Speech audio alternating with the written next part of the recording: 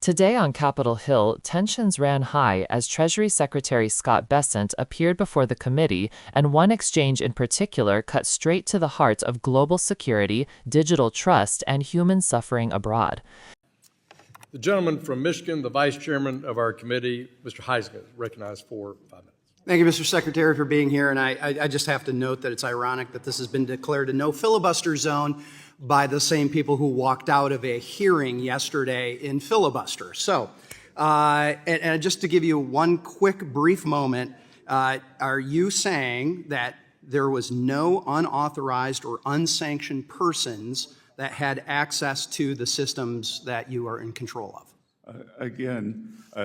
There were 2 employees. Yep. There were very strict guardrails, and they were there for an ERP function. Yeah, so they were authorized and they were sanctioned. Yes. So not unknown, and Elon Musk wasn't one of those 2 people? No, to my knowledge, Okay. Mr. Musk has never been in the Treasury building. Okay, all right. I have to hit on Burma and a little crypto, and if we have time, China. So I want to thank you for your actions that Treasury took this past Monday regarding Burma. The KNA, the Karen National Army, has become a haven for transnational criminal organizations that run illicit operations such as human trafficking and smuggling.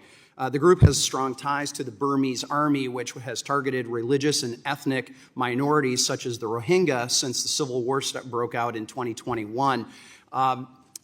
While the U.S. and our allies continue to impose sanctions against the military junta, unfortunately, the atrocities continue.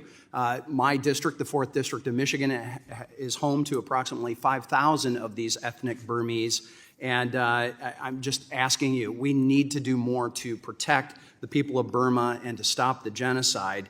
Yesterday, I reintroduced the Brave Burma Act, a bipartisan piece of legislation that would require the president to determine on an annual basis whether to impose stronger blocking sanctions against the Myanmar oil and gas enterprise, the Myanmar Economic Bank, and foreign persons operating in the jet fuel sector of the Burmese economy, which has been a tremendous amount of their revenue. And it further limits the junta's ability to borrow at the IMF, which I think is one of the issues that the chairman was touching on. So these actions would target the heart of the military junta's revenue. So can I get your commitment that you're going to continue to work with my staff and us on a bipartisan basis as we try to address these issues in Burma? Congressman, we're happy to work with your staff on this legislation, and thank you for your leadership on this issue. I share your concern about imposing consequences on persons who threaten the peace, security, and stability of Burma. Treasury has the tools to continue to take action for the people of Burma, and working with you, we will continue to do so. That's great. And what's frustrating is while some of these sanctions have been put in place, a sanction's only as good as the willingness to enforce it. And we have seen them receiving financial support, the junta, from around the world, especially, frankly, as they ramped up production during the last administration. So I'll note it's not just Burma, it's places like Iran, that this illicit activity that has gone around the sanctions has been allowed. In some cases, Treasury has granted these licenses. I sit on the Foreign Affairs Committee as well, and we see this all the time. I want to touch on crypto. Yesterday, as I had mentioned, the committee held a hearing with House Agriculture, or attempted to hold a hearing with the House Agriculture Committee.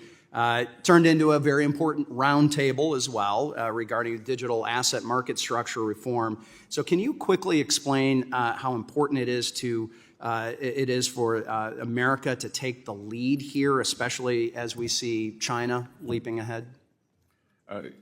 Yes, sir. We believe that the United States should be the premier destination for digital assets, and as members of this committee and the Senate are attempting to do, create good market structure around that, so that U.S. best practices are used around the world. And that's really the point, right, is having American U.S. best practices to sort of set the pace for others to follow rather than us trying to fill in the holes that that may be created as others set that pace. Yes, sir. And also that digital assets are an important source of innovation that will drive that can drive usage of the U.S. dollar around the world, as with stablecoin legislation. There is speculation that there may be up to $2 trillion of demand over the next few years for U.S. government securities from digital assets. My time has expired, but I'll send you my question regarding Chinese debt trap diplomacy. So with that, I yield back. The gentleman yields back. The gentleman from New York, ranking member of the Small Business Committee, Ms. Velasquez, is recognized for 5 minutes. Mr. Chairman, I want to raise... Michigan Congressman Tim Walberg opened his questioning with a pointed reminder about political irony, noting that the same lawmakers who declared the hearing a no filibuster zone had walked out of a hearing the previous day. But after the jab, he pivoted quickly to what he called the real story, the integrity of America's financial systems and the fate of thousands of persecuted people halfway across the world. If you find this breakdown helpful, make sure you subscribe to stay with us every time these debates shape the global conversation. Rumors had spread that unknown individuals, possibly including Elon Musk, had touched sensitive digital infrastructure. Bessent shut that down firmly. He explained that only 2 employees had access under strict guardrails, and both were authorized for ERP system functions.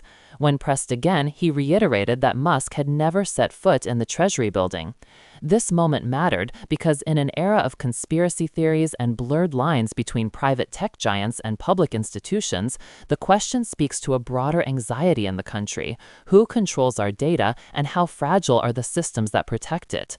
These hearings are how the government reassures the public that the line between private influence and federal authority has not collapsed.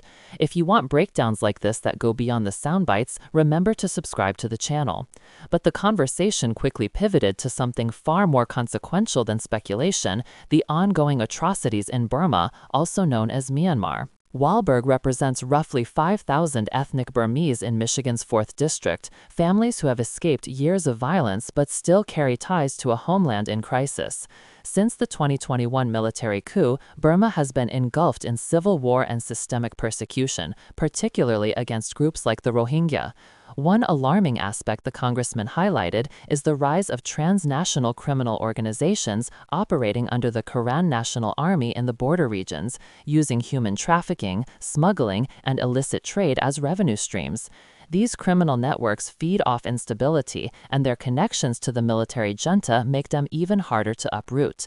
This is where U.S. sanctions come in, because economic pressure is often the only tool available when diplomacy fails and conflict continues. If you are learning something new here, make sure you subscribe for more detailed coverage. Walberg praised the Treasury Department for recent sanctions issued earlier in the week, but stressed what many foreign policy experts warn about constantly: sanctions only work when they are enforced. Burma's junta continues to find financial lifelines, especially through oil, gas, and jet fuel sectors, all of which keep their military machinery alive. Walberg reintroduced the Brave Burma Act, a bipartisan bill that would require the president to annually evaluate and potentially expand sanctions, including blocking the country's main oil and gas enterprise, its national economic bank, and foreign actors enabling fuel supply for military operations. The bill also seeks to limit the junta's access to borrowing through institutions like the IMF, a key source of leverage often overlooked in public discussions. By targeting these channels, the legislation aims straight at the junta's ability to sustain its campaign of violence. Bessent responded with a commitment to work with the congressman's office, emphasizing that Treasury has the tools and the intent to continue imposing consequences on anyone threatening Burma's stability. If you appreciate this kind of clear explanation of what these bills actually do, don't forget to subscribe.